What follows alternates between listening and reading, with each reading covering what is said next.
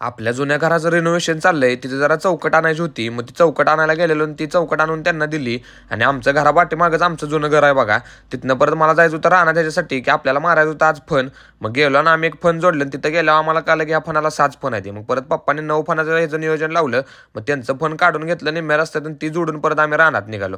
रानात निघालो तर परवा दिवशी हा अवस्था अशी होती की हा ट्रॅक्टर चालतोय का नाही तरी पण दामटून चालवायला चालू केला आणि फन मारायला चालू केलं. तसंच फन जोडलं आणि म्हणलं रान तर हलवून घेऊया म्हणजे साऱ्या सोडायला बरं पडत.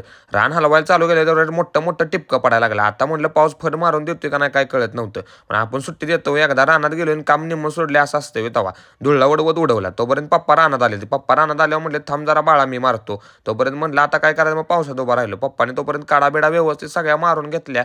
पप्पा असल्यावर काय सुट्टी नसते पाक उलगाडून टाकते ते. मग घरी गेलो तोपर्यंत आईसाहेबांचं आणि भावाचं चाललेलं फणस सोलायचं. म्हणलं फणस सोलते बरं झालं सीझनचा पहिला फणस खायला मिळते वाढत.